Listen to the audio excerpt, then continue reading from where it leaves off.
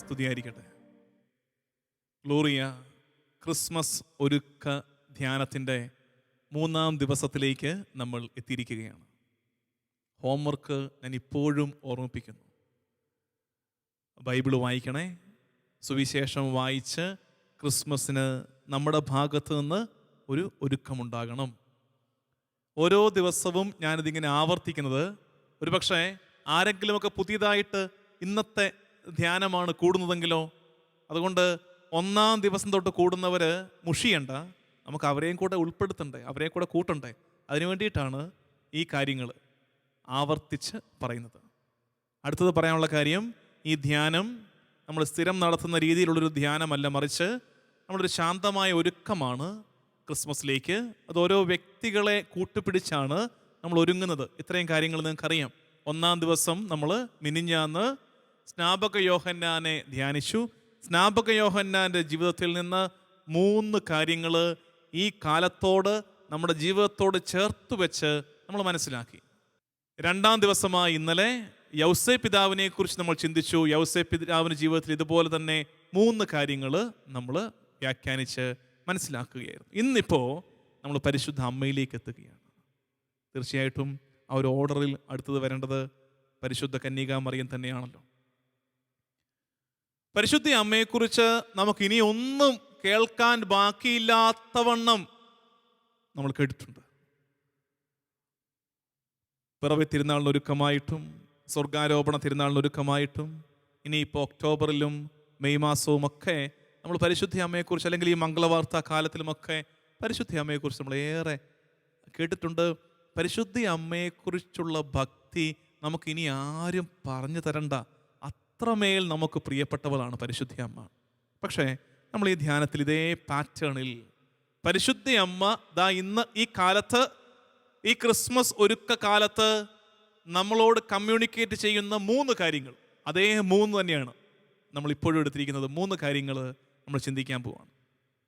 ഇതിൽ എനിക്ക് 1-ാമത്തെ കാര്യം ചിലപ്പോൾ അല്പം കൂടുതൽ പറഞ്ഞു പോകാൻ സാധ്യതയുണ്ട്. അങ്ങനെ കൂടുതൽ സമയം എടുത്താൽ 2ഉം 3ഉം ചുരുക്കിയിട്ട് നമ്മൾ കൃത്യസമയത്ത് തന്നെ തീർക്കും. 1-ാമത്, പരിശുദ്ധ അമ്മ അനുസരണത്തിൻ്റെ ആൾ രൂപമാണ്. പരിശുദ്ധ അമ്മയെക്കുറിച്ച് ചിന്തിച്ചാൽ ഉടനെ നമ്മൾ എത്രയോ തിരുനാൾ പ്രസംഗങ്ങൾ കേട്ടിട്ടുള്ളത് അല്ലേ.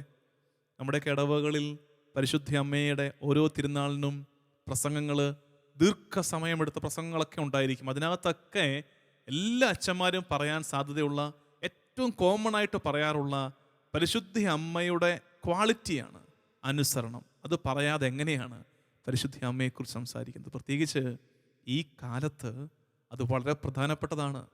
അനുസരണം അങ്ങേയറ്റം ആവശ്യമുള്ളൊരു കാലത്ത്, എന്നാൽ അത് തെല്ലും കാണാനില്ലാത്തൊരു കാലത്താണ് നമ്മൾ ജീവിക്കുന്നത്.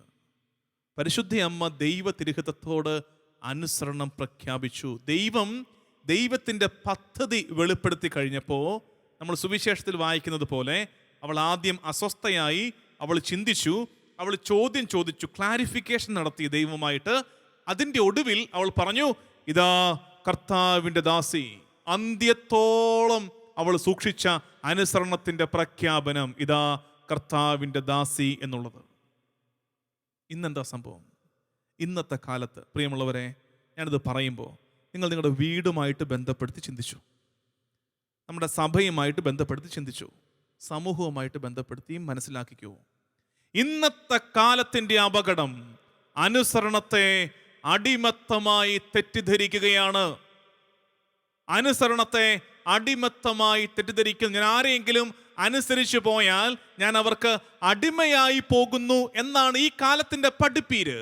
പക്ഷേ പരിശുദ്ധ അമ്മ നമ്മളെ പഠിപ്പിക്കുന്ന പാഠം, എൻ്റെ പ്രിയമുള്ള കുഞ്ഞുങ്ങളെ, അനുസരണം അടിമത്തമല്ല, അനുസരണം അനുഗ്രഹമാണ്. അനുസരണം അനുഗ്രഹമാണ്. അനുസരിച്ചാൽ നീ ദൈവത്തിൻ്റെ അത്ഭുതങ്ങൾ കാണും. ഇത് മറിയത്തിൻ്റെ ജീവിതത്തിൽ അച്ചട്ടാണ്. നമ്മൾ പറയാറില്ലേ, അച്ചട്ടാണ്. അനുസരിച്ചാൽ നീ ദൈവത്തിൻ്റെ അത്ഭുതങ്ങൾ കാണും. ഇത് മറിയത്തിൻ്റെ ജീവിതത്തിൽ മാത്രമല്ല പ്രിയപ്പെട്ടവരെ, സുവിശേഷത്തിൻ്റെ പ്രധാനപ്പെട്ട സന്ദേശങ്ങളിൽ ഒന്നാണ് ഈ അനുസരണം. നിങ്ങൾ ബൈബിൾ മറിച്ച് നോക്കുകയും സുവിശേഷം മറിച്ച് നോക്കുകയും എവിടെയൊക്കെ അനുസരണമുണ്ടോ അവിടെയൊക്കെ അത്ഭുതങ്ങൾ കണ്ടിട്ടുണ്ട്. എവിടെയൊക്കെ അനുസരണമുണ്ടോ അവിടെയൊക്കെ അത്ഭുതങ്ങൾ കണ്ടിട്ടുണ്ട്. പിന്നെ അനുസരിക്കാനൊരു മടി വരുന്ന കാര്യം എന്താ? ഇപ്പം നിങ്ങൾ നോക്കിക്കേ, എന്നെ കേട്ടുകൊണ്ടിരിക്കുക നിങ്ങൾ പറയാം, അച്ചോ ഞങ്ങളൊന്നും മോശപ്പെട്ട ആൾക്കാരൊന്നും അല്ല, ഞങ്ങൾ നല്ല മനുഷ്യരായതുകൊണ്ട് ഇതൊക്കെ കേൾക്കുന്നത്. നല്ല മനുഷ്യരാണ് നമ്മൾ. നല്ല മനുഷ്യരായിരിക്കുമ്പോഴും നമുക്ക് ചിലപ്പോൾ അനുസരിക്കാൻ തടസ്സം വരുന്നൊരു കാര്യം ഞാൻ പറയട്ടെ. അനുസരിക്കാൻ തടസ്സം തീർന്നൊരു കാര്യം, നമ്മൾ നോക്കുമ്പോൾ ഈ അനുസരിക്കാൻ പറഞ്ഞ കാര്യമില്ലേ, അത് നമുക്ക് ലോജിക്കലായിട്ട് തോന്നില്ല. നമ്മൾ നോക്കുമ്പോൾ ഇറ്റ് ഡസന്റ് മേക്ക് സെൻസ്. നമ്മൾ വിചാരിക്കുകയാണ്, നമ്മുടെ യുക്തി കൊണ്ട്, നമ്മുടെ ബുദ്ധി കൊണ്ട് നമ്മൾ ചിന്തിക്കുമ്പോൾ ഈ പറഞ്ഞ കാര്യം അതിനകത്തൊരു കാര്യം ഫീൽ ചെയ്യുന്നില്ലെന്നേ. അതുകൊണ്ട് നമ്മൾ എന്ത് ചെയ്യുന്നു? നമ്മൾ അനുസരിക്കില്ല.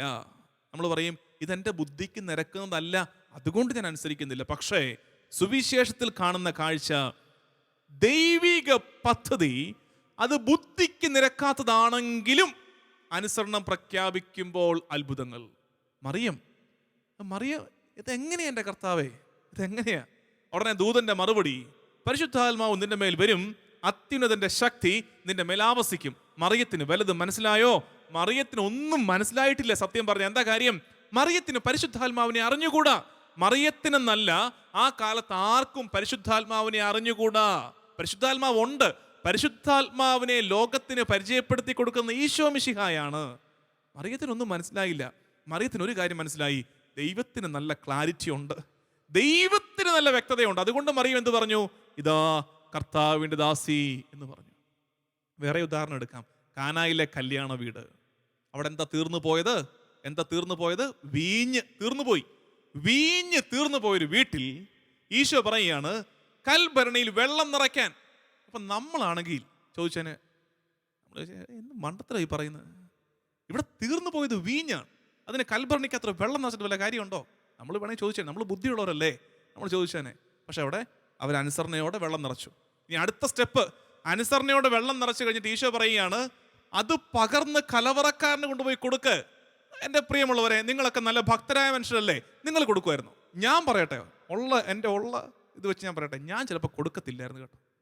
കാരണം വെള്ളം നിറച്ചത് ഞാനാണ്, അത് വെള്ളമാണെന്ന് എനിക്കറിയാം. എന്നോട് പറയുകയാണ് ഈ വെള്ളം കൊണ്ടുപോയി കലവറക്കാരനെ കൊടുക്കാൻ. നമ്മൾ കൊടുക്കുമോ? നമ്മൾ പിന്നെ അനുസരണക്കേട് കാണിക്കരുതെന്ന് ഓർത്തിട്ട് നമ്മളിത് എടുത്തിട്ട് ആ പോകുന്ന വഴിക്കൊന്ന് രുചിച്ചു നോക്കും, ഇനി മാറിയൊന്ന് ഉറപ്പ് വരുത്തുന്നില്ല, നമുക്ക് നാണക്കേടല്ലേ ഇതുകൊണ്ട് കൊടുത്തിട്ട് ആ കലവറക്കാരൻ നമ്മളെ ആട്ടിയാലോ? പക്ഷേ അനുസരണം, അൺകണ്ടീഷണൽ ഒബീഡിയൻസ്. അതാണ് മറിയം സുവിശേഷം പഠിപ്പിക്കുന്ന പാഠം. ശിഷ്യന്മാര് 5 അപ്പം 5000 പേർക്ക് വേണ്ടി വർദ്ധിപ്പിച്ചപ്പോ എന്താ സംഭവിച്ചത്? 5 അപ്പം ഈശോയുടെ കയ്യിലെത്തി, അവനത് വാഴ്ത്തി അപ്പായിക്ക് നന്ദി പറഞ്ഞിട്ട് അവരോട് പറഞ്ഞു, ഇരുത്ത്, പന്തികളായിട്ട് ഇരുത്ത്. എന്തുറപ്പില്ല ഇവന്മാർ ഇത് ഇരുത്തിയത്? എൻ്റെ സംശയം അതാണ്. നമ്മളിപ്പോൾ വായിക്കുമ്പോൾ പ്ലെയിൻ ആയിട്ട് അങ്ങ് വായിച്ചു പോവാണെന്നേ. നമ്മൾ ആ കോണ്ടെക്സ്റ്റ് ചിന്തിച്ച് നോക്കിക്കേ. അവര് കാണുന്നുണ്ട് കർത്താവിന്റെ കയ്യിൽ 5 അപ്പേ ഉള്ളൂ, എന്നിട്ട് പറയുകയാണ് പന്തികളായിട്ട് ഇരുത്തിക്കൊള്ളാൻ പറയുക. ഇരുത്തേണ്ടതാരാ? ശിഷ്യന്മാര്. ഇതെങ്ങാനും കൊടുക്കാൻ പറ്റില്ല, ചീത്ത വിളി കേൾക്കേണ്ടതാരാ? ശിഷ്യന്മാര്. എന്തുറപ്പില്ല ഇരുത്തിയത്? അതിന്റെ പേരാണ് അനുസരണം. എന്നിട്ട് ഈ 5 അപ്പം ഇത് വാഴ്ത്തിയിട്ട് പറയാണ് വിളമ്പിക്കോളാൻ. എന്ത് വിളമ്പിക്കോളാൻ? 5 അപ്പേ ഉള്ളു കയ്യിൽ. ഇത് വിളമ്പിട്ട് എന്താ കാര്യം? വിളമ്പിക്കൂ. അനുസരണം, അൺകണ്ടീഷണൽ അനുസരണം. വിളമ്പുന്ന വഴിക്കാണിത് പെരുകിയത്, വിളമ്പുന്ന വഴിക്കാണിത് വർദ്ധിച്ചത്. അനുസരണത്തിന്റെ വഴിയിലാണ് കേട്ടോ അനുഗ്രഹമുള്ളത്. അനുഗ്രഹം കണ്ടിട്ട് അനുസരിക്കാമെന്ന് വിചാരിക്കരുത്. അനുസരണത്തിന്റെ വഴി അനുഗ്രഹം. അല്ലെങ്കിൽ തന്നെ 10 കുഷ്ഠരോഗികൾ ഈശോയെ കാണാൻ വന്നില്ലേ, സുഖപ്പെടുത്തണമേ. ഈശോ എന്താ പറഞ്ഞത്? നിങ്ങൾ പോയി നിങ്ങളെ തന്നെ പുരോഹിതർ കാണിച്ചു കൊടുക്ക്.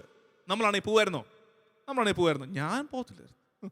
ഞാൻ പറഞ്ഞേനെ പോകാം, ഈ കയ്യേലെ ഈ വിരലിലെ കുഷ്ഠം ഒന്ന് മാറ്റി കാണിക്കുക. ഒരു പ്രൂഫില്ലാതെ എങ്ങനെ അടവുക പോകുന്നത്? ഇത് മാറ്റിയാൽ ബാക്കി ഞാൻ വിശ്വസിച്ചോളാം, പോകുന്ന വഴിക്ക് ശരിയായിക്കോളൂ. അവന്മാർ ആ 10 എണ്ണം കർത്താവ് പറഞ്ഞ പാടെ തിരിച്ചു നടക്കാണ് പുരോഹിതരുടെ അടുക്കത്തേക്ക്. പോകുന്ന വഴി അവർ സുഖപ്പെട്ടു എന്നാണ് സുവിശേഷം എഴുതിയിരിക്കുന്നത്. അനുസരണത്തിന്റെ വഴി അനുഗ്രഹത്തിന്റെ വഴിയാണ്. ഞാൻ പറഞ്ഞില്ലേ, ഈ കാലത്ത് അനുസരണത്തെ അടിമത്തമായി തെറ്റിദ്ധരിക്കുന്നു, അങ്ങനെ പ്രചരിപ്പിക്കുന്നു. അനുസരിക്കാൻ നല്ല മനുഷ്യർക്ക് പോലും തടസ്സമാകുന്ന എന്താണ്?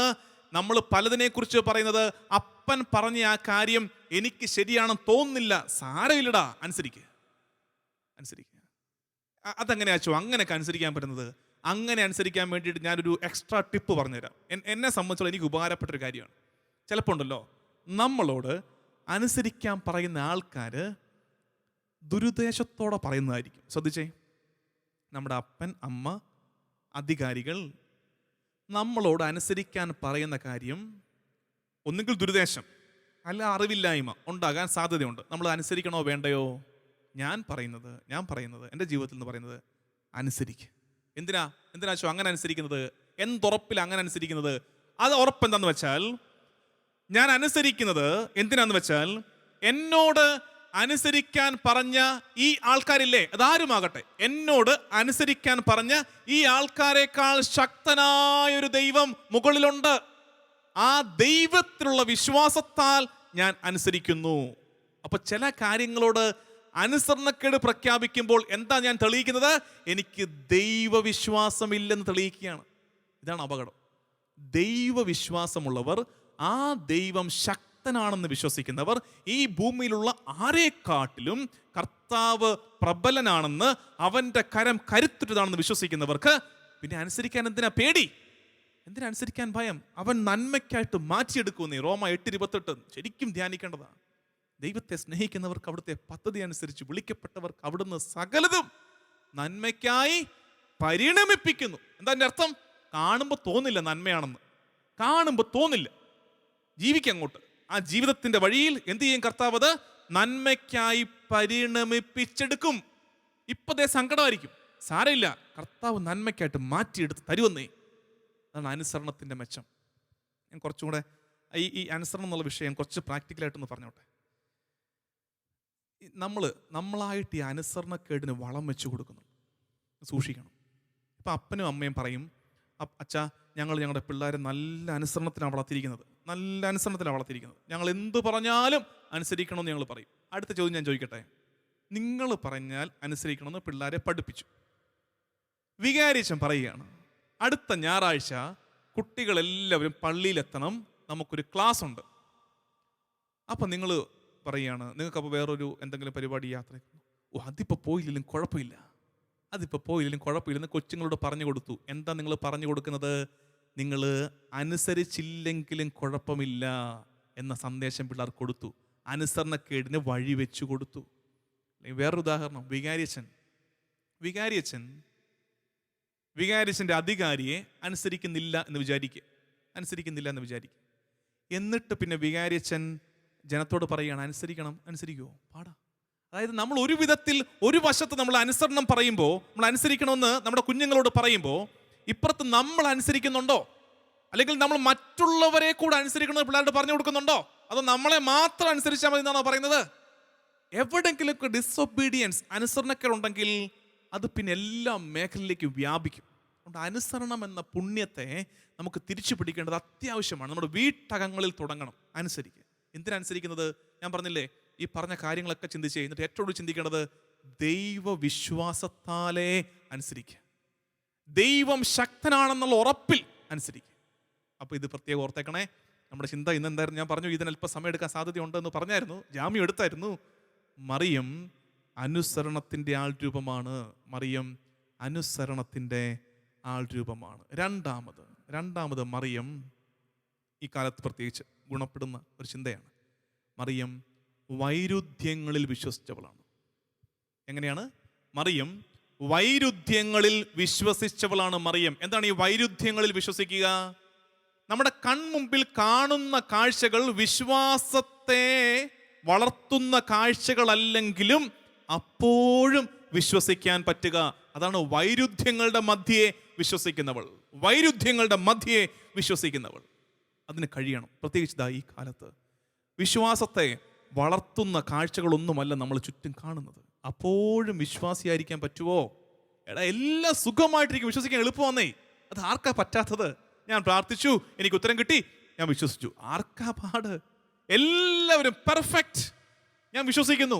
ആർക്കാ പാട്? ആർക്കും പറ്റുമത്. ഇതെല്ലാം ശരിയാകാതിരിക്കുമ്പോഴും ശരികേടുകളുടെ എണ്ണമേറുമ്പോഴും അതിൻ്റെ മധ്യേയും still I believe in Jesus Christ എന്നും പറയാൻ പറ്റുമോ? അതാണ് വൈരുദ്ധ്യങ്ങളുടെ മധ്യേ. മറിയം അങ്ങനെയാണെന്നേ. നമ്മൾ ഇന്നലെ യൗസേപ്പിതാവിനെ ചിന്തിച്ചു പറഞ്ഞില്ലേ, ദൈവപുത്രനെ കൊടുത്തതാണ് മറിയത്തിന്. ദൈവപുത്രനെ കൊടുത്തത്, അതായിരുന്നു ഓഫർ. എന്നിട്ടെന്താ? ആ ദൈവപുത്രനെ സ്വീകരിച്ചിട്ട് പിന്നീട് അങ്ങോട്ട് മുഴുവൻ കഥനവും കണ്ണീരും അല്ലായിരുന്നു പാവത്തിന്.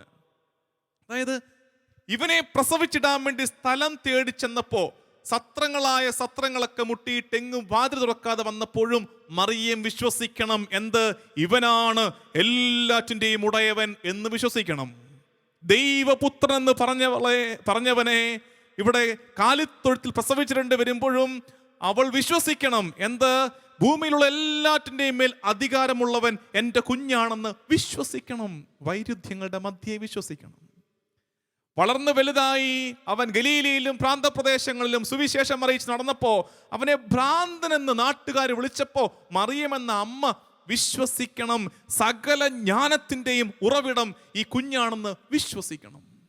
ഭാരമേറിയ സ്ലീവാമരം അവന്റെ തോളിലേക്ക് ചെയ്യാത്ത കുറ്റത്തിനെടുത്ത് വെച്ചപ്പോൾ അവൾ വിശ്വസിക്കണം. എൻ്റെ മകനിലൂടെയാണ് ലോകത്തിന് രക്ഷ കിട്ടാൻ പോകുന്നതെന്ന് വിശ്വസിക്കണം. 33-ാമത്തെ വയസ്സിൽ താൻ നൊന്തുപെറ്റ മകൻ അവൻ കുരിശേൽ കടന്നുകൊണ്ട് പ്രാണൻ പിടയുന്ന നേരത്ത് മറിയം വിശ്വസിക്കണം. എൻ്റെ മകനാലെയാണ് എല്ലാവർക്കും ജീവൻ കിട്ടാൻ പോകുന്നതെന്ന് വിശ്വസിക്കണം. വൈരുദ്ധ്യങ്ങളുടെ മധ്യേ വിശ്വസിക്കാവോ? വൈരുദ്ധ്യങ്ങളുടെ മധ്യേ വിശ്വസിക്കാവോ? മറിയം ക്ഷണിക്കുന്നത് അതിലേക്കാണ്. വൈരുദ്ധ്യങ്ങളുടെ മധ്യേ. ഇന്ന് പലരും പറയാ വിശ്വാസം പോകുന്നച്ചോ, ഓരോന്നൊക്കെ കാണുമ്പോഴേ വിശ്വാസം പോകുന്നച്ചോ. എല്ലാം നല്ല കാഴ്ചകൾ ഉണ്ടാകുമ്പോൾ ഉണ്ടാകേണ്ട പേരാണ് വിശ്വാസം. ഇനിയും വരുമെന്നേ ഇങ്ങനത്തെ കാഴ്ചകൾ, ഇനിയും വരും ഇത്തരം കാഴ്ചകൾ. വിശ്വാസം പോകാനാണെങ്കിൽ കാഴ്ചകളുടെ എണ്ണം ഇനിയുമേറും, ഒരു സംശയമില്ല. അന്ത്യകാലത്ത് ഇതൊക്കെ സംഭവിക്കുമെന്ന് കർത്താവ് തമ്പുരാൻ സൂചന പണ്ടേ തന്നതാണ്.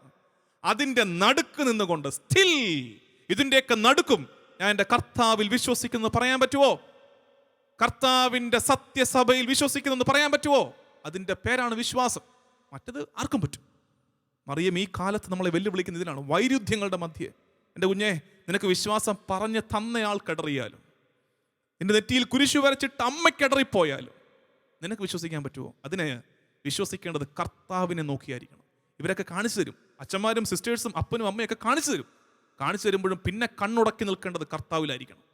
നമ്മളെ വിശ്വാസം പറഞ്ഞു തന്നവരുടെ വീഴ്ച നമ്മുടെ വിശ്വാസത്തെ ഉലയ്ക്കരുത്. ഇത് വളരെ പ്രധാനപ്പെട്ടതാണ്. വൈരുദ്ധ്യങ്ങളുടെ മധ്യേ വിശ്വസിക്കണം. നമ്മളിന്ന് 2 മതി. ദൈവ പദ്ധതി അങ്ങനെയായിരിക്കും. 3-ാമതൊരെണ്ണം കൂടെ മറിയത്തെക്കുറിച്ച് പറയാനുണ്ടായിരുന്നു. സാരമില്ല, ഇഷ്ടംപോലെ മറിയത്തെക്കുറിച്ച് നമ്മൾ പരിശുദ്ധ അമ്മയെക്കുറിച്ച് കേൾക്കുന്നതല്ലേ.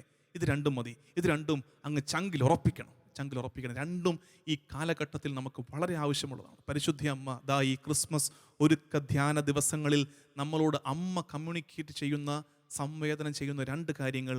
ഒന്നാമത്തത്, എൻ്റെ കുഞ്ഞുങ്ങളെ, അനുസരണം അടിമത്തമല്ല. നിന്റെ അപ്പായെ, ശരിയാണ് നിന്റെ അത്രയും വിദ്യാഭ്യാസം ഇല്ല, നിന്റെ അത്ര ലോകം കണ്ടിട്ടില്ല, ഡിഗ്രി ഇല്ല, പക്ഷേ ആ അപ്പായെ നീ ഒന്ന് അനുസരിക്കാവോ? അത് അപ്പായുടെ മെച്ചം കൊണ്ടല്ല, അനുസരണത്തിൻ്റെ മെച്ചം കൊണ്ട് ദൈവം നിന്നെ അനുഗ്രഹിക്കും. അനുസരണം അടിമത്തമല്ല, അനുസരണം അനുഗ്രഹമാണ്. 2, വൈരുദ്ധ്യങ്ങളുടെ മധ്യേ വിശ്വസിക്കാൻ പരിശുദ്ധ അമ്മ നിന്നെ ക്ഷണിക്കുന്നു. ഈ ചിന്തകളെ പ്രാർത്ഥനകളാക്കി ദിവ്യകാരുണ്യ സന്നിധിയിൽ സമർപ്പിച്ച് നമുക്ക് ആരാധനയ്ക്കായി തിരുസന്നിധിയിൽ മുട്ടുകുത്താം. ആമേൻ.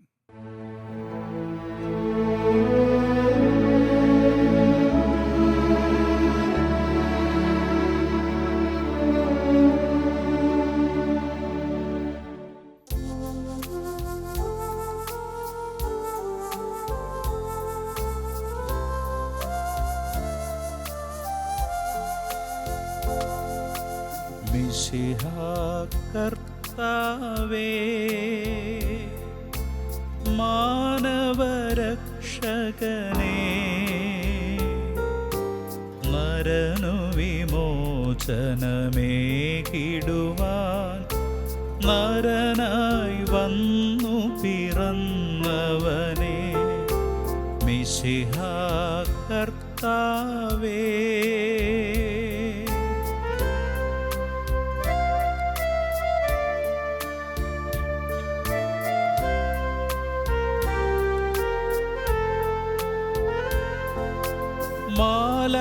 മാലാഖമാരൊത്തു ഞങ്ങൾ പാടിപ്പുകഴ്ത്തുന്നു നിന്നെ,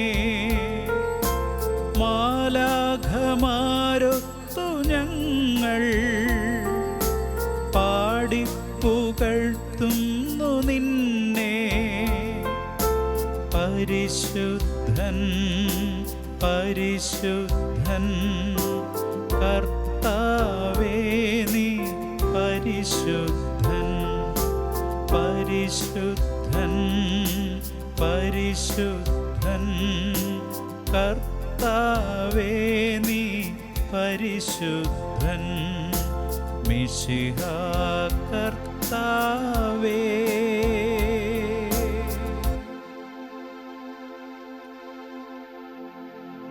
പരിശുദ്ധ പരമമാം ദിവ്യകാരുണ്യമേ,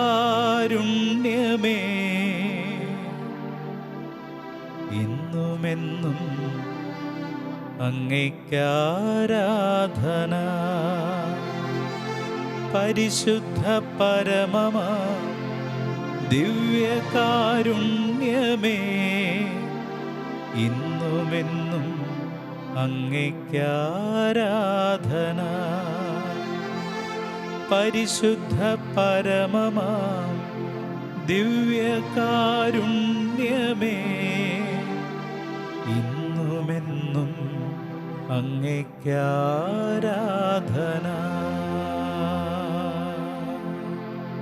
ഈശോയേ,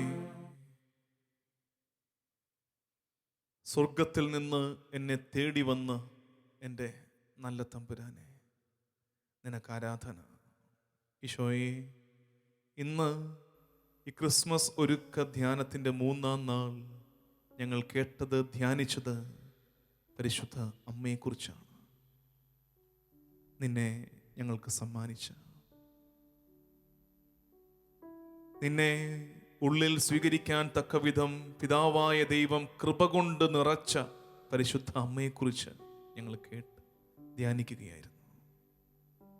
ഈശോയെ, അമ്മയോട് ചേർന്ന് ഞങ്ങൾ നിന്നെ ആരാധിക്കട്ടെ. ദൈവജനമേ, നമ്മുടെ വിശ്വാസ രൂപീകരണത്തിൽ, വിശ്വാസ വളർച്ചയിൽ പരിശുദ്ധ അമ്മയ്ക്കുള്ള പങ്ക് വളരെ വലുതാണ്. കുഞ്ഞുനാൾ മുതൽ ജപമണികളാൽ, ജപമാല പ്രാർത്ഥന ചൊല്ലിയാണ് നമ്മുടെ വിശ്വാസം വളർന്നത്. മാതാപിതാക്കൾ നമ്മെ വളർത്തിയത് പരിശുദ്ധ അമ്മയുടെ മക്കളായിട്ടാണ്. അമ്മയ്ക്ക് സമർപ്പിച്ച് വളർത്തിയെടുത്തതാണ് നമ്മളെ ഓരോരുത്തരെയും. അമ്മ നമ്മുടെ മുമ്പിൽ ക്രിസ്തീയ ജീവിതത്തിൻ്റെ മാതൃകയായിട്ട് നിൽപ്പുണ്ട്. ആ കാലം മുതൽ ഇന്നോളം പരിശുദ്ധ അമ്മ സഭയ്ക്ക് വലിയ മാധ്യസ്ഥയാണ്. പരിശുദ്ധ അമ്മയോട് ചേർന്ന് ഈശോയെ, നിന്നെ ഞങ്ങൾ ആരാധിക്കും. നമുക്ക് ഓരോരുത്തർക്കും പരിശുദ്ധ അമ്മയുടെ വലിയ മാധ്യസ്ഥ്യം വഴി ഈശോയിൽ നിന്ന് ലഭിച്ച നിരവധിയായ അനുഗ്രഹങ്ങളെ ഓർത്തെടുത്ത് നന്ദി പറഞ്ഞ് ഈശോയെ ആരാധിക്കേണ്ട നിമിഷമാണിത്. കാനായിലെ കല്യാണ വീട്ടിൽ പരിശുദ്ധ അമ്മയുടെ മാധ്യസ്ഥ്യ ശക്തി വെളിപ്പെട്ട നിമിഷം തൊട്ടിന്നോളം അമ്മ സഭയിൽ പ്രവർത്തിച്ച നിരവധിയായ അത്ഭുതങ്ങൾ നമ്മുടെ ജീവിതത്തിൽ പരിശുദ്ധ അമ്മയോട് മാധ്യസ്ഥയോട് പ്രാർത്ഥിച്ചപ്പോൾ ലഭിച്ച അനുഗ്രഹങ്ങൾ, അവയൊക്കെ ഓർത്ത് നന്ദി പറഞ്ഞു. കർത്താവേ, നീ മനുഷ്യനായി പിറന്നപ്പോൾ, മനുഷ്യത്വം ഏറ്റെടുത്ത് നീ മനുഷ്യനായി പിറന്നപ്പോൾ, ആ നിമിഷം മുതൽ മറിയം ഞങ്ങൾക്ക് അമ്മയാണല്ലോ. മനുഷ്യത്വത്തിൻ്റെ പൂർണ്ണതയിൽ നീ മറിയത്തിൻ്റെ ഉദരത്തിൽ ഉരുവായ നിമിഷം തൊട്ട് മറിയം മാനവകുലത്തിൻ്റെ അമ്മയാണല്ലോ. ഈശോയെ, നിന്നോട് ചേർന്ന് നിന്റെ അമ്മയെ ഞങ്ങൾ അമ്മേ എന്ന് വിളിച്ച് വണങ്ങുമ്പോൾ, കർത്താവേ, ഇന്നിപ്പോൾ നിന്നെ ആരാധിക്കാൻ പരിശുദ്ധ അമ്മ ഞങ്ങളെ ഒരുക്കുകയാണ്. ഞങ്ങളുടെ ചാരത്ത് നിന്ന് അമ്മമാര് കുഞ്ഞുങ്ങളെ കൈകൂപ്പി പ്രാർത്ഥിക്കാൻ പഠിപ്പിക്കുന്നത് പോലെ പരിശുദ്ധ അമ്മ ഞങ്ങളുടെ ചാരത്ത് നിന്ന് നിന്നെ ആരാധിക്കാൻ ഞങ്ങളെ ഒരുക്കുകയാണ്. അമ്മയോട് ചേർന്ന് ഈശോയെ, നിന്നെ ഞങ്ങൾ ആരാധിക്കുന്നു. എന്തൊരാനന്ദം,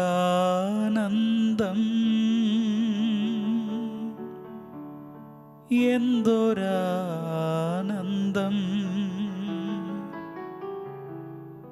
അമ്മ മേരിയൊപ്പം ആരാധിക്കുമ്പോൾ. എന്തൊരാനന്ദം, എന്തൊരാനന്ദം, അമ്മ മേരിയൊപ്പം ആരാധിക്കുമ്പോൾ അമ്മേ അമ്മേ തായേ അമ്മക്കേക മകനെ ആത്മാവിലും സത്യത്തിലും ആരാധിക്കുന്നു. അമ്മേ അമ്മേ തായേ അമ്മക്കേക മകനെ ആത്മാവിലും സത്യത്തിലും ആരാധിക്കുന്നു. ദൈവത്തിൻ്റെ രക്ഷാകര പദ്ധതിയോട് പരിശുദ്ധി അമ്മ സമ്മതം മൂളിയപ്പോൾ ഞങ്ങൾക്ക് ലഭിച്ചത് കർത്താവേ നിന്നെയാണല്ലോ. കർത്താവേ, എന്നെ തേടി നീ സ്വർഗത്തിൽ നിന്ന് ഭൂമിയിലേക്ക് ഇറങ്ങി വന്നു എന്നത് തന്നെ ഒരായുസ് മുഴുവൻ ധ്യാനിക്കാനുള്ള ചിന്തയാണ്. പാപിയായ, ബലഹീനനായ, നന്ദിയില്ലാത്ത, തിരിച്ചു സ്നേഹിക്കാൻ മറന്നുപോകുന്ന എന്നെ തേടി എൻ്റെ കർത്താവേ, നീ സ്വർഗത്തിൻ്റെ മഹിമ പ്രതാപങ്ങളെ വെടിഞ്ഞ് മനുഷ്യത്വത്തെ അതിൻ്റെ പൂർണ്ണതയിൽ പാപമൊഴികെ എല്ലാത്തിലും മനുഷ്യനായി നീ എന്നെ തേടി വന്നു എന്നുള്ളത് കർത്താവേ എനിക്കെന്നും ഒരു അത്ഭുതമാണ്. എൻ്റെ വീണ്ടെടുപ്പിനായി, എൻ്റെ രക്ഷയ്ക്കായി കർത്താവേ സ്വർഗം ചായ്ച്ച് നീ ഇറങ്ങി വന്നത്, ആ വലിയ തിരുനാളിന് ഞങ്ങൾ ഒരുങ്ങുമ്പോൾ കർത്താവേ നിന്റെ ആ സ്നേഹത്തെ ധ്യാനിക്കാൻ ഞങ്ങൾ കഴിയട്ടെ. നഷ്ടപ്പെട്ടു പോയതിനെ തേടി വരുന്ന ഇടയൻ്റെ ഭാവം നിന്നിൽ ഞങ്ങൾ കാണട്ടെ. കർത്താവേ, പാപത്തിൻ്റെ കൗതുകങ്ങളേറിയപ്പോൾ, തന്നിഷ്ടത്തിൻ്റെ വഴിയെ പോയപ്പോൾ, എവിടേക്കോ മുൾച്ചെടിക്കാട്ടിൽ കൊമ്പുടക്കി കിടക്കുന്ന കുഞ്ഞാടായ എന്നെ തേടി ഇറങ്ങി വന്ന ഇടയനാണ് നീ. എൻ്റെ തേങ്ങലുകൾ നിനക്ക് വഴി കാട്ടുന്നുണ്ട്, എന്നെ നീ ചേർത്ത് പിടിക്കുന്നുണ്ട്. കർത്താവേ, തേടി വരുന്ന ഇടയനെ നിന്റെ സന്നിധിയിൽ തേങ്ങിക്കരയുന്ന കുഞ്ഞാടിനെ പോലെ നിന്ന് ഞാൻ പ്രാർത്ഥിക്കുകയാണ്. നിന്റെ സ്നേഹത്തിന് നന്ദി പറഞ്ഞ് പ്രാർത്ഥിക്കുകയാണ്. പരിശുദ്ധ അമ്മയെക്കുറിച്ച് ഞങ്ങൾ ഇന്ന് ചിന്തിച്ചപ്പോൾ അമ്മ അനുസരണത്തിൻ്റെ പര്യായമാണ്. അനുസരണത്തിൻ്റെ പര്യായമാണ്. സംശയമില്ലാത്ത അനുസരണം, ഉപാധികളില്ലാത്ത അനുസരണം. അത് പരിശുദ്ധ അമ്മയിൽ മാത്രമല്ല, സുവിശേഷത്തിൽ ആകമാനം ഞങ്ങൾക്ക് ലഭിക്കുന്ന ദർശനമാണെന്ന് ഞങ്ങൾ തിരിച്ചറിയുകയായിരുന്നു. കർത്താവേ, ഈ കാലത്ത് ഞങ്ങൾക്ക് അനുസരിക്കാൻ മടിയാണ്. അനുസരണം ഞങ്ങൾക്ക് കുറച്ചിലാണ്. കർത്താവേ, അനുസരിച്ചാൽ തോറ്റുപോകുമെന്നാണ് ഞങ്ങളുടെ പേടി. അനുസരിക്കാതിരിക്കുമ്പോഴാണ് ഞങ്ങൾ വലുതാകുന്നതെന്ന് ഞങ്ങൾ തെറ്റിദ്ധരിച്ചിരിക്കുകയാണ്. കർത്താവേ, അനുസരണത്തിൻ്റെ പുണ്യം ഞങ്ങളിൽ വളർത്തണമേ. ഒരാളെയും അനുസരിക്കാൻ കഴിയാതെ സ്വന്തം ഇഷ്ടത്തിൽ ഞാൻ രാജാവെന്ന ഭാവത്തിൽ ജീവിക്കാൻ ഞങ്ങൾ ഓരോരുത്തരും ശ്രമിക്കുമ്പോൾ ജീവിതത്തിൻ്റെ തന്നെ ക്രമം തെറ്റുന്നത് ഞങ്ങൾ കാണുന്നുണ്ട്. കർത്താവേ, ഈശോയെ, നിന്നെ അനുസരിക്കാൻ കടപ്പെട്ട ഞാൻ, ദൈവത്തോട് അനുസരണം പ്രഖ്യാപിക്കാൻ കടപ്പെട്ട ഞാൻ, എൻ്റെ ശ്രമം മുഴുവൻ കർത്താവേ, എൻ്റെ ആത്മീയ ജീവിതത്തെ ഞാൻ വിലയിരുത്തിയാൽ എൻ്റെ ശ്രമം മുഴുവൻ നിന്നെ കൊണ്ട് അനുസരിപ്പിക്കാനാണ്. ഞാൻ പറയുന്നത്, ഞാൻ പ്രാർത്ഥിക്കുന്നത് നീ അനുസരിക്കണം, അതാണ് എൻ്റെ ശാഠ്യം. പക്ഷേ എപ്പോഴാണ് ഉപാധികളില്ലാതെ എളിമപ്പെട്ട് ഞാൻ നിന്നെ അനുസരിച്ചിട്ടുള്ളതെന്ന് ചോദിച്ച കർത്താവേ, വിരലിലെണ്ണാവുന്ന ഓർമ്മകൾ പോലും എനിക്കില്ല. എനിക്കെല്ലാം ശാഠ്യങ്ങളായിരുന്നു, എനിക്കെൻ്റെ ഇഷ്ടങ്ങളായിരുന്നു കർത്താവേ വലുത്. എൻ്റെ അനുസരണക്കേട് എൻ്റെ ദൈവവിശ്വാസമില്ലായ്മയുടെ തെളിവാണെന്ന് ഞാൻ കേൾക്കുകയായിരുന്നു. എൻ്റെ കംഫർട്ട്, എൻ്റെ സുഖ സൗകര്യങ്ങൾ ഞാൻ ഉറപ്പിക്കാൻ തീരുമാനിച്ചപ്പോൾ, അത് അനുസരണക്കേടിലൂടെയും ഉറപ്പിക്കാൻ തീരുമാനിച്ചപ്പോൾ ഞാൻ പ്രഖ്യാപിച്ചത് എനിക്ക് ദൈവവിശ്വാസമില്ലെന്ന് തന്നെയാണ് കർത്താവ്. അനുദപിക്കുന്നു ഈശോയെ. അനുസരണക്കേടിൻ്റെ എല്ലാ നിമിഷങ്ങളെയും ഓർത്ത് അനുദപിച്ച് ഞാൻ പ്രാർത്ഥിക്കുന്നു കർത്താവെ. അപ്പോഴും എൻ്റെ അത്ഭുതം ഇത്രമേൽ നിസാരനായ, ബലഹീനനായ, കുറവുകളേറെയുള്ള എന്നെ തേടി നീ വരുന്നല്ലോ എന്നതാണ് ഈശോയെ എൻ്റെ അത്ഭുതം. കർത്താവേ, നിന്നെ വീട്ടിൽ സ്വീകരിക്കാൻ യോഗ്യതയില്ലെന്ന് പറഞ്ഞ ശതാധിപനെ പോലെ അതേ മനസ്സോടെ എൻ്റെ അയോഗ്യതകളെ ഏറ്റുപറഞ്ഞ് ഞാൻ പ്രാർത്ഥിക്കുകയാണ്. യേശയ്യ പ്രാർത്ഥിച്ചതുപോലെ, എനിക്ക് ദുരിതം, ഞാൻ നശിച്ചു. ബലവാനും ശക്തനുമായ ദൈവത്തെ എൻ്റെ നയനങ്ങൾ ദർശിച്ചിരിക്കുന്നു. കർത്താവേ, എൻ്റെ അയോഗ്യത, നിസ്സാരത തിരിച്ചറിയുമ്പോൾ മാത്രമാണ് കർത്താവേ നിരുപാധികം എളിമപ്പെടാനും നിന്റെ തിരുമുമ്പാകെ ചെറുതാകാനും അനുസരണം പ്രഖ്യാപിക്കാനും എനിക്ക് കഴിയുന്നതെന്ന് ഞാൻ തിരിച്ചറിയുന്നു. ഈശോയെ, എൻ്റെ നിസ്സാരതകളെ, എൻ്റെ അയോഗ്യതകളെ, നിന്റെ സ്നേഹത്തിന് പാത്രമാകാൻ തെല്ലും യോഗ്യതയില്ലാത്ത വെറും കീടമാണ് ഞാനെന്ന് എളിമയോടെ ഏറ്റുപറഞ്ഞ്, ലഭിച്ചതൊക്കെ നിന്റെ കരുണയും നിന്റെ ഔദാര്യവുമാണെന്ന് അപ്പാ ഏറ്റുപറഞ്ഞ് നിന്റെ തിരുമുമ്പാകെ എൻ്റെ ഹൃദയവ്യതകളെ, എൻ്റെ കുറവുകളെ പാടി ഞാൻ പ്രാർത്ഥിക്കട്ടെ. ഞാൻ യോഗ്യനല്ല യേശുവേ, നിൻ സ്നേഹം പ്രാപിപ്പാൻ. ഞാൻ യോഗ്യനല്ല യേശുവേ, നിൻ സ്നേഹം പ്രാപിപ്പാൻ.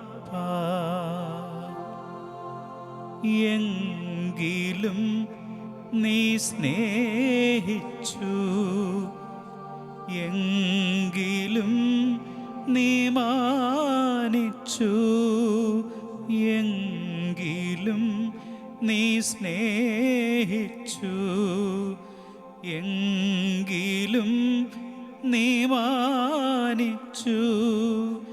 ഇത്ര നല്ല സ്നേഹമേ നന്ദിയോടെ വാഴ്ത്തും ഞാൻ. ഇത്ര നല്ല സ്നേഹമേ നന്ദിയോടെ വാഴ്ത്തും ഞാൻ.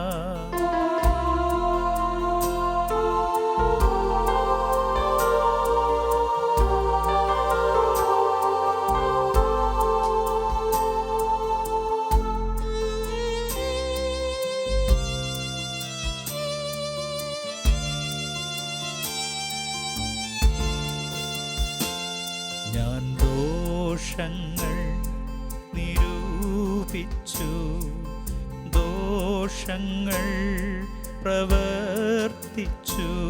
ഞാൻ ദോഷങ്ങൾ നിരൂപിച്ചു, ദോഷങ്ങൾ പ്രവർത്തിച്ചു. എങ്കിലും അനിഞ്ഞു നീ, എങ്കിലും ക്ഷമിച്ചു നീ, എങ്കിലും കനിഞ്ഞു നീ, എങ്കിലും ക്ഷമിച്ചു നീ. ഇത്ര നല്ല സ്നേഹമേ നന്ദിയോടെ വാഴ്ത്തും ഞാൻ. ഇത്ര നല്ല സ്നേഹമേ നന്ദിയോടെ വാഴ്ത്തും ഞാൻ. ഞാൻ യോഗ്യനല്ല യേശുവേ, നിൻ സ്നേഹം പ്രാപിപ്പാൻ. ഞാൻ യോഗ്യനല്ല യേശുവേ, നിൻ സ്നേഹം പ്രാപിപ്പാൻ. എങ്കിലും നീ സ്നേഹിച്ചു, എങ്കിലും നീ മാനിച്ചു,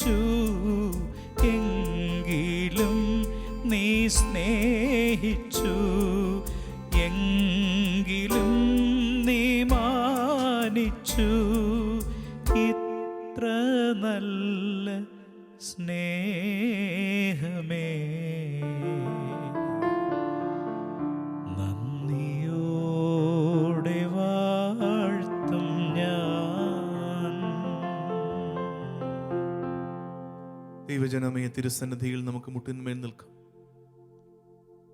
ദിവ്യകാരുണ്യത്തിന് മുമ്പാകെ മുട്ടിന്മേൽ നിന്ന് നമ്മൾ ചോദിച്ചു വാങ്ങിക്കുന്ന കൃപ, കർത്താവിനോട് യാചിക്കുന്ന അനുഗ്രഹം. കർത്താവേ, പരിശുദ്ധ അമ്മയെ പോലെ വൈരുദ്ധ്യങ്ങളിൽ വിശ്വസിക്കുക, വൈരുദ്ധ്യങ്ങളുടെ മധ്യേയും വിശ്വാസിയായിരിക്കുവാനുള്ള കൃപ ഞങ്ങൾക്ക് നൽകണമേ. ദൈവപുത്രനെ സ്വർഗം സമ്മാനിച്ചതാണ് മറിയത്തിന്. പക്ഷെ ഒരിക്കൽ പോലും ആ ദൈവപുത്രന് നിരക്കുന്നത്, ചേരുന്നത് എന്ന രീതിയിലുള്ളൊരു ചേഷ്ട പ്രവൃത്തി മനുഷ്യദൃഷ്ടിയിൽ നോക്കുമ്പോൾ ഈശോയിൽ കണ്ടിട്ടില്ല. അപ്പോഴും മറിയം വിശ്വാസിയായിരുന്നു. അപ്പോഴും സ്വർഗത്തിന്റെ വാഗ്ദാനത്തിൽ അവൾ വിശ്വസിച്ചിരുന്നു. കർത്താവേ, ഞങ്ങളുടെ കാലത്ത് വിശ്വാസം കൈമോശം വന്ന് പോകുന്ന തരത്തിലുള്ള കാഴ്ചകൾ ഏറുകയാണ്. വിശ്വാസിക്കു ജീവിതം അനുദിനം ദുസ്സഹമാവുകയാണ്. കർത്താവേ, അകത്തും പുറത്തും ശത്രുക്കളുടെ എണ്ണമേറുമ്പോ, കർത്താവേ, പീഡനങ്ങളുടെ കാലം സമീപത്തുണ്ട് എന്നതിൻ്റെ എല്ലാ തെളിവുകളും കാലം ഞങ്ങൾക്ക് കാട്ടിത്തരുമ്പോഴും അതിൻ്റെ നടുവിലും വിശ്വാസിയായി നിൽക്കുവാനുള്ള കൃപ ഞങ്ങൾക്ക് നൽകണമേ.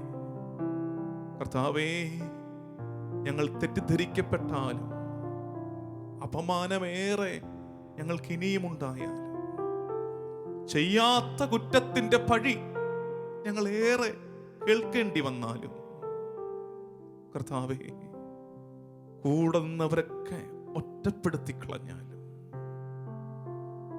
ദൈവവിശ്വാസം കൊണ്ട് എനിക്ക് നഷ്ടങ്ങൾ മാത്രമേ ഉള്ളൂവെന്ന് എനിക്ക് തോന്നുന്ന നേരങ്ങളുണ്ടായാലും, അത്തരം പ്രലോഭനങ്ങളെയൊക്കെ അതിജീവിക്കുവാൻ തക്ക വിധം വലിയ വിശ്വാസം എനിക്ക് തരണമേ എന്ന് പ്രാർത്ഥിക്കാം. വൈരുദ്ധ്യങ്ങളുടെ മധ്യേ ആയിരിക്കാനുള്ള കൃപയ്ക്കായി ദൈവജനമേ നമ്മൾ പ്രാർത്ഥിക്കണം.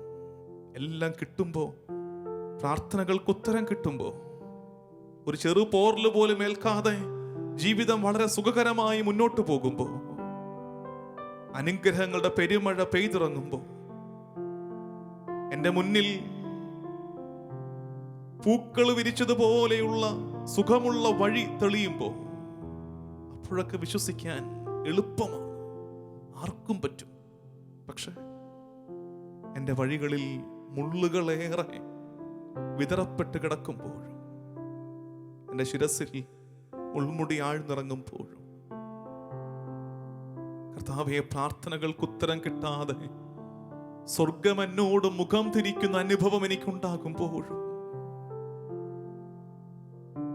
എൻ്റെ കണ്ണീര് മാറാതെ നിൽക്കുമ്പോഴും, എൻ്റെ ചോദ്യങ്ങൾക്ക് ഉത്തരം കിട്ടാതെ വരുമ്പോഴും,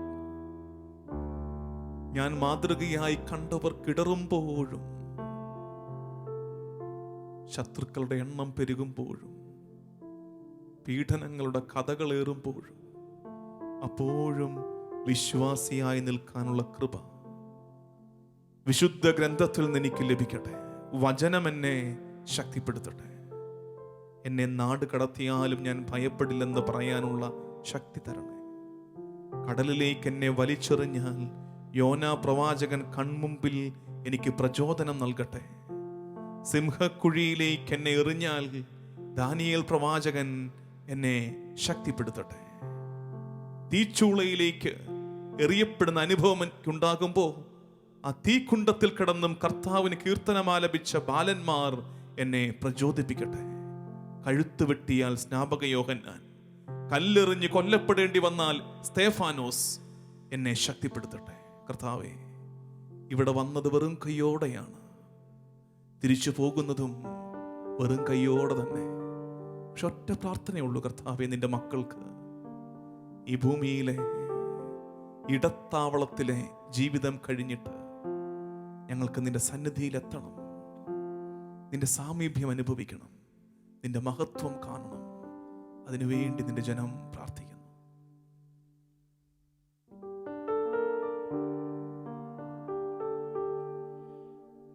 എന്നെ നാടുകടത്തട്ടെ,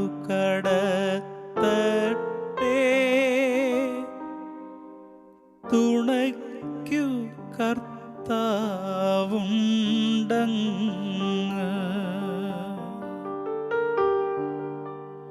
വാളാലെന്നെ കീറട്ടെ,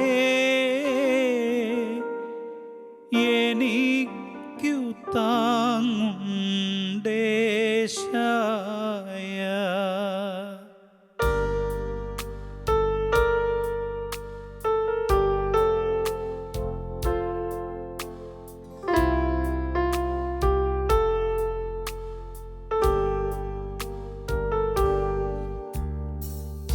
എന്നെ നാടുകടത്തട്ടെ,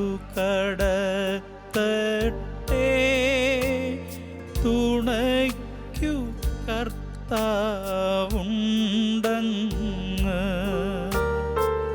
വാളാലെന്നെ കീറട്ടെ, എനിക്കു താങ്ങുണ്ടേശായ.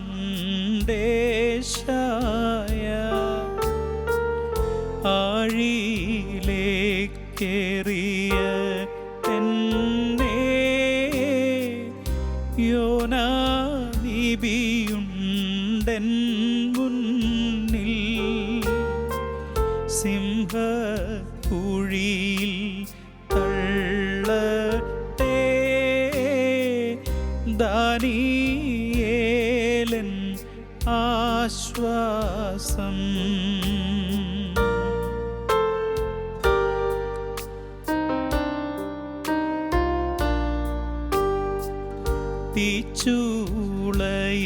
തീച്ചൂളയിലേറിയ എന്നെ ആ പൈതങ്ങളെ ഞാനോർക്കും. വാളാലെൻ തല വീഴട്ടെ, സ്നാപകയോഹന്നാൻ മുൻപിൽ. കല്ലേറാൽ കൊല്ലട്ടെന്നെ,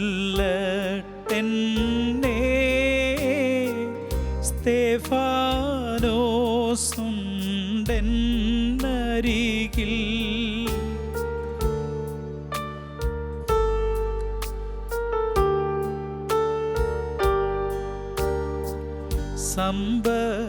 സമ്പത്തെല്ലാം കവരട്ടെ, ക്ലേശമെനിക്കു തരിമ്പില്ല. ഞാനിവിടെ തീവേറും കയ്യായി പോകും, തിരികെ വേറും കയ്യായി.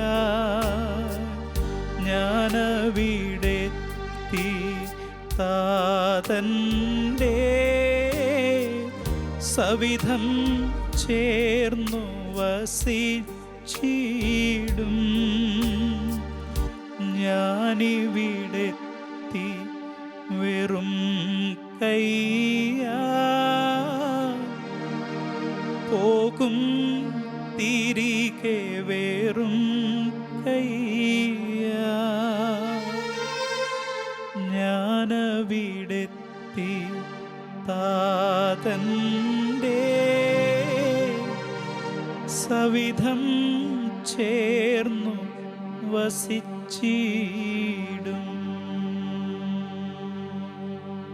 ദിവ്യകാരുണ്യനാഥന്റെ ആശീർവാദം സ്വീകരിക്കുവാൻ നമുക്കൊരുങ്ങാം.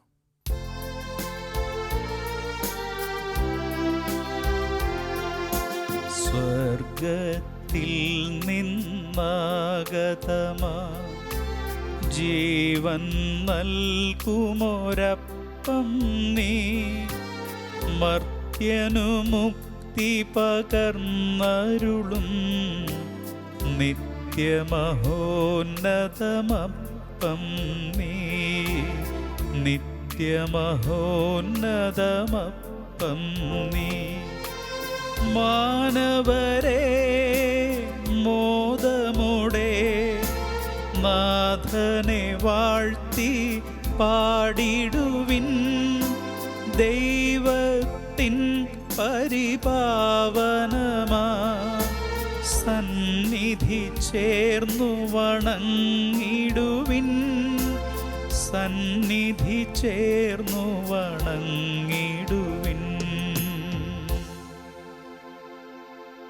പരിശുദ്ധ ശരീരത്താലും വിലയേറിയ രക്തത്താലും പാപത്തിൻ കറകളിൽ നിന്നും മർത്യനു നീ മോചനമേകി. സകലേശ ദിവ്യ കടാക്ഷം തൂകണമേ വത്സലസുതരിൽ. നിർമ്മലരായി ജീവിച്ചിടുവാൻ ചിന്തണമേ ദിവ്യവരങ്ങൾ.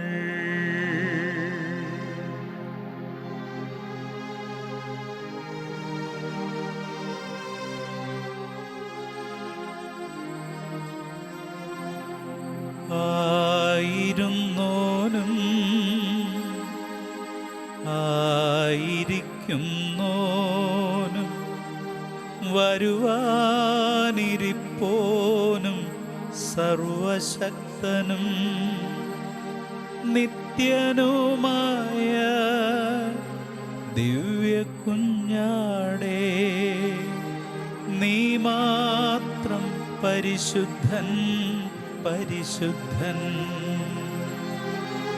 നിത്യനുമായ ദിവ്യ കുഞ്ഞാടേ, നീ മാത്രം പരിശുദ്ധൻ പരിശുദ്ധൻ.